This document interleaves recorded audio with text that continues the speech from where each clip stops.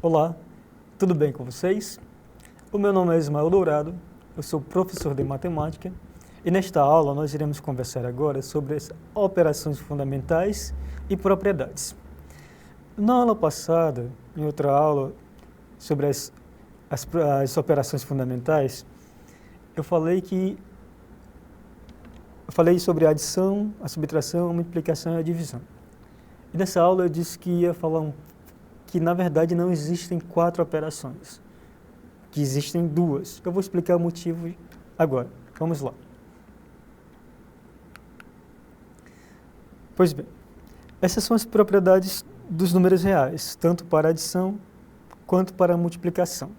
Na verdade, rigorosamente falando, no conjunto dos números reais só existem 2 operações, a adição e a multiplicação. Subtrair no conjunto dos números reais significa somar com o inverso. Então, quando você tem um número real A e você quer subtrair dele um número real B, na verdade você não está fazendo a subtração, está somando ao número A o inverso do número B, o inverso aditivo. Já quando você está dividindo nos números reais, na verdade você não está dividindo, você está multiplicando pelo inverso multiplicativo. Por exemplo, você tem um número A, quer dividir pelo número B, na verdade isso é multiplicar A pelo inverso de B. Eu vou explicar escrevendo. Vamos lá. Eu tenho aqui o número A. Subtrair do número real, do número A o número B é, na verdade, somar pelo inverso. O que significa? É pegar A mais menos B. Então, a subtração, na verdade, é uma soma com o inverso. Pegar o número real A e dividir pelo B, o B é um número não nulo, é, na verdade, você pegar o A e multiplicar pelo inverso de B, que é escrito assim, 1 sobre B. Ou ainda, B elevado a menos 1. É outra maneira de escrever 1 sobre B. Então, no conjunto dos números reais, só existem, de fato, 2 operações. E essas operações têm as seguintes propriedades. Ela é associativa. O que significa isso? Que você pode pegar, por exemplo, 3 números reais e somar eles em qualquer... Você pode somar 2 primeiros com o terceiro, por exemplo, ou o primeiro com os 2 próximos. E isso não muda o resultado. Seria estranho, né? Que se você tivesse, por exemplo, 3 números aqui, e agora 3 números aqui, e digamos, se você soma esse com esse aqui, não fosse dar agora esse com esse aqui, por exemplo. Seria esquisito demais. Os números reais também você pode trocar a ordem das parcelas. Você pode somar A mais B e depois B mais A. E essa propriedade é chamada a propriedade comutativa. No conjunto dos números reais você tem a possibilidade de ter o inverso, o elemento neutro da adição, que é chamado zero. O que significa? Que se você pegar qualquer número e somar com zero, vai dar aquele qualquer número em qualquer ordem, obviamente. E somar com o inverso é a mesma coisa que somar o inverso mais o número. Não importa a ordem, você obtém o elemento neutro. Isso aqui é um cancelamento, vamos dizer assim, para a adição. As propriedades da multiplicação, elas são bastante parecidas. Nós temos a comutatividade, a associatividade, a comutatividade, o elemento neutro, o inverso, que eu já falei, o inverso multiplicativo, e a distributiva. Essa propriedade distributiva, ela é muito importante. Ela, por exemplo, nos permite demonstrar aquelas regras de sinais que vocês já estão acostumados. Por exemplo, quando nós falamos que um número negativo, vou escrever aqui, um número negativo vezes um negativo resulta num positivo, isso não é uma mágica. Em matemática não existe mágica. Isso é uma consequência dessa propriedade aqui. Não só dessa, mas ela é a mais importante nesse resultado. E você lembra, obviamente, que um número negativo vezes um negativo é positivo.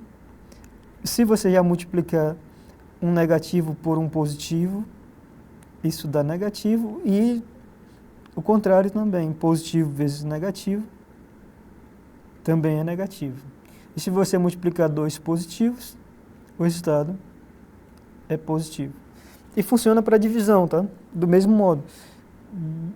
Dividir um negativo para um negativo é positivo, um negativo para um positivo é negativo, e um positivo dividido para um negativo também é negativo.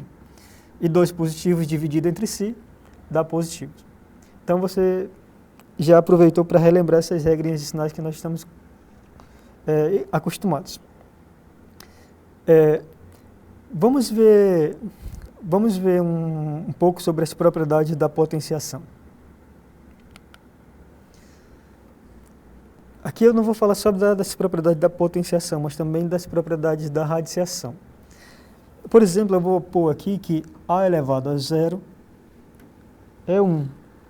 A elevado a 1 é A, na verdade. Vou colocar aqui, tá? Qualquer número elevado a 1 é ele mesmo. Isso tem um significado, eu vou explicar.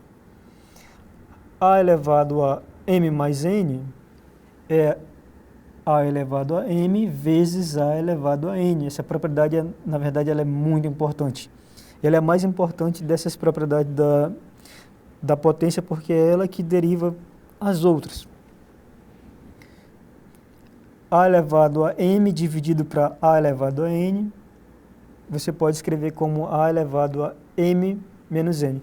Um exemplo aqui.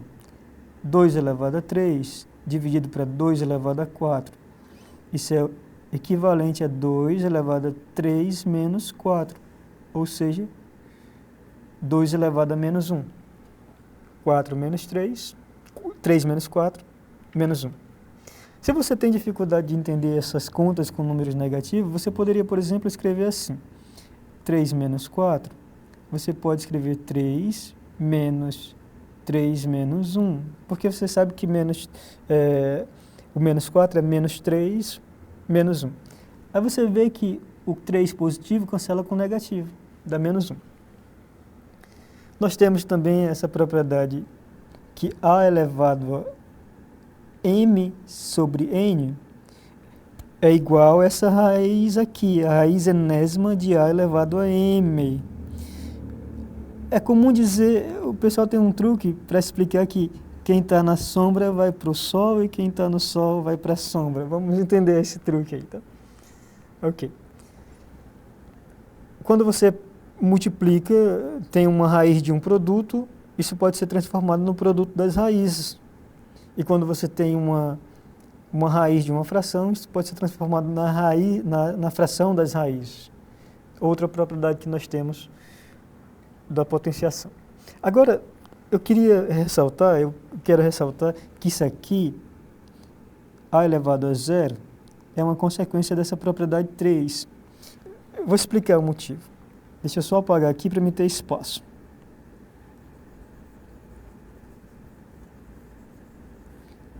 Se você fizer A elevado a m como sendo A elevado a m mais 0, porque qualquer número mais 0 é ele mesmo. E usando que você pode separar essa potência que está na soma como A elevado a m vezes A elevado a 0, observe o seguinte, nesse momento eu tenho que A elevado a m é igual a elevado a m vezes A elevado a 0. Isso implica que o A elevado a 0 é A elevado a m dividido para A elevado a m. E qualquer número não nulo dividido por ele mesmo é 1. Então, A elevado a 0 é 1. Isso é uma consequência. Não é algo que nós estamos acostumados, mas é bom treinar assim. Você poderia, por exemplo, agora fazer o seguinte. 2 elevado a 3 dividido para 2 elevado a 3, usando essa propriedade 4, isso é 2 elevado a 3 menos 3. Ou seja, 2 elevado a 0. 1, que era o mesmo que você dividir aqui, não é? Isso aqui não é uma prova, mas uma maneira de você entender. Pois bem, vamos fazer uma atividade para nós compreendermos essas partes da potência. É bom a gente treinar, vamos treinar. Vamos primeiro treinar isso, depois nós vamos fazer um pouco de frações e umas atividades. Vamos lá. Veja, a primeira coisa que eu vou fazer é observar que aqui nós temos uma raiz dentro da raiz. Essa raiz aqui, lembra que aqui é um 2. Raiz quadrada a gente não coloca um 2, mas é um 2. Transformando em potência, isso é x elevado a 4 sobre 2, que é a mesma coisa, o equivalente a x elevado a 2. Eu vou fazer uma mudança aqui, então vou reescrever essa raiz cúbica de 6 a sexta vezes 6 elevado a 2. E aqui, x elevado a 5 sobre 2. Agora veja que aqui dentro da raiz, dentro dessa raiz tem 6 a sexta vezes 6 elevado a 2. 6 a sexta vezes 6 elevado a 2, deixa eu ajeitar aqui, eu já estava pensando no 8, então por isso que eu escrevi 8. É 6 elevado a 8, porque 6 mais 2 é 8. Então, vamos escrever aqui, raiz cúbica de x elevado a 8. E aqui embaixo, 5 sobre 2. Essa raiz cúbica de x elevado a 8, você pode reescrever como x elevado a 8 sobre 3. Quando você fizer isso, aqui x elevado a 8 sobre 3, dividido para x elevado a 5 sobre 2. Agora, usando aquelas propriedades que nós conhecemos, isso é x elevado a 8 sobre 3 menos 5 sobre 2. Já já eu vou trabalhar com vocês com frações, e você vai ver que isso aqui pode ser escrito assim. Deixa eu apagar aqui. X elevado a 1/6. Essa conta aqui fica igual a 1/6. Se você quiser, ainda pode deixar em termos de raízes. Raiz sexta de x. Aí a escolha sua, é aquela questão de gosto. Quer deixar a potência, deixa a potência. Quer deixar em raiz, deixa a raiz. Eu vou explicar um pouco sobre a operação com fração, aí depois vou fazer uma atividade com vocês. Eu não fiz a continha das frações aqui no exercício anterior, mas eu vou explicar agora como você trabalha com elas, porque é muito importante trabalhar com frações. Vamos fazer. Eu vou fazer com um exemplo para nós sermos bastante práticos. Imagina que você tem 2 mais... Desculpa, 1/2 mais 1/3. Somar a fração só é possível quando você tem as frações com o mesmo denominador. Se as frações não estiverem com o mesmo denominador, você está proibido de somar. Então, como é que nós vamos fazer? Vamos reduzir as frações aos mesmos denominadores e depois somá-las. Se elas já tiverem o mesmo denominador, beleza, faz. Mas se não, nós vamos reduzir ao mesmo denominador da seguinte maneira. Eu pego a primeira fração e multiplico em cima e embaixo pelo denominador da segunda. E eu faço agora com a segunda. Multiplico em cima e embaixo com o denominador da primeira. Vai acontecer que elas vão ter mesmo denominadores agora. As frações equivalentes a elas com mesmo denominadores. Aí é só somar e acabou. Vamos ver. Por exemplo, o denominador da segunda é 3. Eu vou pegar a primeira e multiplicar por 3 em cima e embaixo. O denominador da segunda, o denominador da primeira é 2 e eu vou multiplicar a segunda por ele, 2 em cima e embaixo. De novo, essa daqui é a primeira fração, a segunda fração. Veja, quando você multiplica agora 3 vezes 1, isso dá 3. E 3 vezes 2 dá 6. 2 vezes 1 é 2. E 2 vezes 2 é 6. Veja que agora tem mesmo denominador, 6 e 6. Você pega e soma os numeradores. 3 mais 2, 5, e repete o denominador. Então, somar meio mais 1/3 é equivalente a 5/6. Basta isso. Se você tiver isso, se você entender essa ideia, você sempre vai conseguir somar frações, qualquer tipo de frações. Às vezes vai acontecer que elas vão dar um resultado com números muito grandes, mas aí você simplifica, que está tudo bem. Se não quiser simplificar, também está ok, porque já está certo o resultado. De modo geral, algebricamente, você pode entender isso que eu fiz agora como a seguinte regra. Vamos lá. Eu vou pegar uma fração A sobre B, mais uma fração C sobre D. Somar essas duas frações é pegar e multiplicar os denominadores delas. Isso dá B vezes D. Ok? Coloco lá embaixo. Agora eu pego o numerador da primeira e multiplico pelo denominador da segunda. Aí mais, porque é um mais aqui, né? E faço a mesma coisa. O numerador da primeira vezes o denominador da segunda. Só que eu vou colocar na ordem B sobre C, BC, para ficar mais organizado. Então você pode usar isso aqui, que é a regra geral de soma de fração. Se você tiver tiver dúvida em como somar frações, lembra dessa regra geral que funciona sempre. E mais uma vez, quando tiver com números muito grandes, você simplifica. Vamos treinar um pouquinho. Vamos ver esse exercício. Dona Ana tem um pequeno bazar onde vende artigos de papelaria e produtos de limpeza. Em uma semana ela vendeu 40 cadernos por R$12,50, 25 pacotes de papel sulfite por 18, 30 frascos de detergente por R$4,50. No final de semana ela precisa... R$4,80, desculpa. No final de semana ela precisou pagar suas contas fixas, que são 162 de energia, 89,50 de água e 800 para reposição de estoque, porque ela precisa repor a mercadoria dela. Qual foi o faturamento total das vendas e qual foi o total das despesas fixas e quanto ela lucrou no final? Para você descobrir o total das vendas, você faça o seguinte: multiplique 40 vezes 12,50, soma com 25 vezes 18 e mais 30 vezes 4,8. Quando você fizer isso, você vai obter um total de R$1.094. Você já sabe multiplicar e já sabe somar.